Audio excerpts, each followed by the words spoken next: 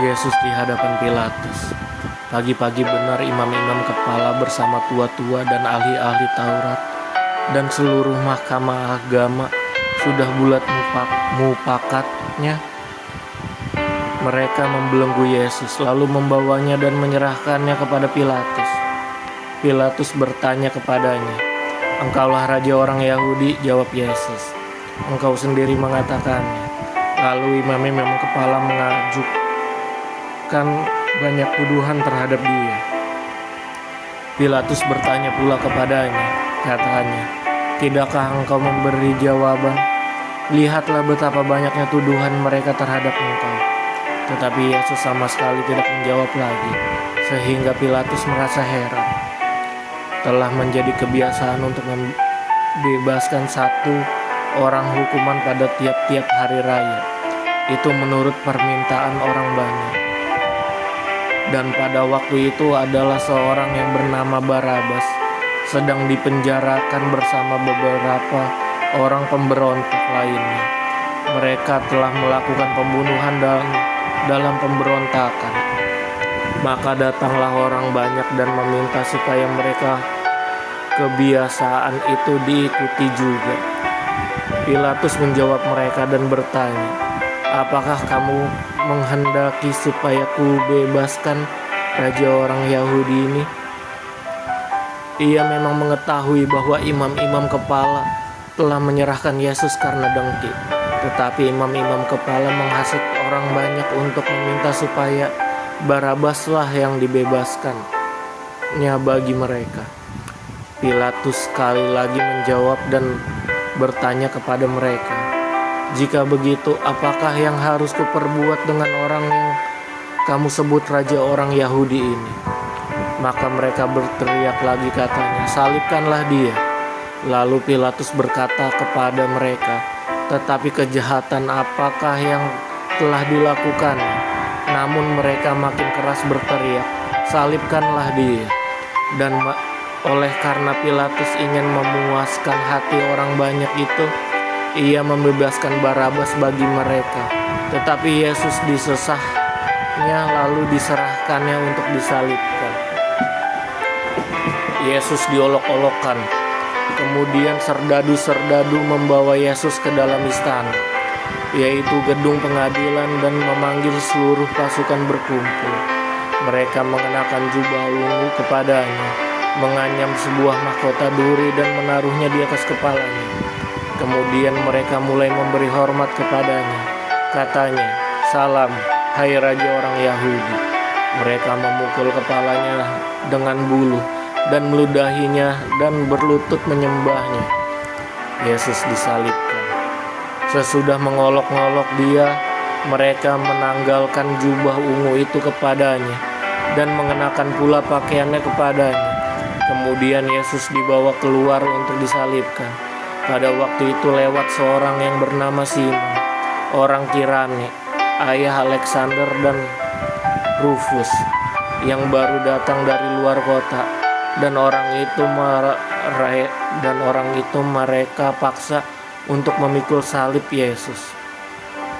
Mereka membawa Yesus ke tempat yang bernama Golgota, yang berarti tempat tengkorak. Lalu mereka memberi anggur bercampur mur kepadanya, tetapi ia menolaknya. Kemudian mereka menyalibkan dia. Lalu mereka membagi pakaiannya dengan membuang undi atasnya untuk menentukan bagian masing-masing. Hari jam 9 ketika ia disalibkan, dan alasan mengapa ia dihukum disebut pada tulisan yang terpasang di situ, Raja orang Yahudi. Bersama dengan dia disalibkan dua orang penyamun, seorang di sebelah kanannya dan seorang di sebelah kirinya. Demikian genaplah nas Alkitab yang berbunyi, ia akan terhitung di antara orang-orang durhaka. Orang-orang yang lewat di sana menghujat dia, dan sambil menggelengkan kepala mereka berkata, "Hai engkau yang mau merubuhkan bait suci dan mau membangunnya kembali dalam 3 hari, turunlah dari salib itu dan selamatkan dirimu." Demikian juga imam-imam kepala bersama-sama ahli Taurat mengolok-olok dia di antara mereka sendiri, dan mereka berkata, orang lain ia selamatkan, tetapi dirinya sendiri tidak dapat ia selamatkan. Baiklah Mesias, Raja Israel itu, turun dari salib itu supaya kita lihat dan percaya. Bahkan kedua orang yang disalibkan bersama-sama dengan dia mencela dia juga. Yesus mati. Pada jam 12 ke-8 meliputi seluruh daerah itu. Pada jam 12 ke-8 meliputi seluruh daerah itu dan berlangsung sampai jam 3. Dan pada jam 3 berserulah Yesus dengan suara nyaring, Eloi, Eloi, lama sabachthani, yang artinya, Allahku, Allahku, mengapa engkau meninggalkan aku? Mendengar itu beberapa orang yang berdiri di situ berkata, lihat, ia memanggil Elia. Maka datanglah seorang dengan bunga karang, mencelupkannya ke dalam anggur asam, lalu mencucukkannya pada sebatang bulu, dan memberi Yesus minum, serta berkata, baiklah, kita tunggu dan lihat apakah Elia datang untuk menurunkan dia. Lalu berserulah Yesus dengan suara nyaring dan menyerahkan nyawanya. Ketika itu tabir bait suci terbelah dua dari atas sampai ke bawah. Waktu kepala pasukan yang berdiri berhadapan dengan dia melihat matinya demikian, berkatalah ia, sungguh orang ini adalah anak Allah. Ada juga beberapa perempuan yang melihat dari jauh, di antara Maria Magdalena, Maria ibu Yakobus muda, dan Yoses, serta Salome. Mereka semua telah mengikut Yesus dan melayaninya waktu ia di Galilea.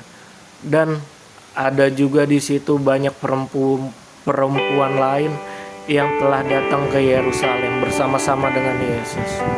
Yesus dikuburkan. Sementara itu hari mulai malam, dan hari itu adalah hari persiapan, yaitu hari menjelang Sabat. Karena itu Yusuf, orang Arimatea, seorang anggota majelis besar yang terkemuka, yang juga menanti-nantikan kerajaan Allah, memberanikan diri menghadap Pilatus dan meminta mayat Yesus. Pilatus heran waktu mendengar bahwa Yesus sudah mati. Maka ia memanggil kepala pasukan dan bertanya kepadanya, apakah Yesus sudah mati? Sesudah didengarnya keterangan kepala pasukan, ia berkenan memberikan mayat itu kepada Yusuf. Yusuf pun membeli kain lenan, kemudian ia menurunkan mayat Yesus dari salib dan menggapainya dengan kain lenan itu. Lalu ia membaringkan dia di dalam kubur yang digali di dalam bukit batu. Kemudian digulingkannya sebuah batu ke pintu kubur itu. Maria Magdalena dan Maria ibu Yoses melihat di mana Yesus dibaringkan.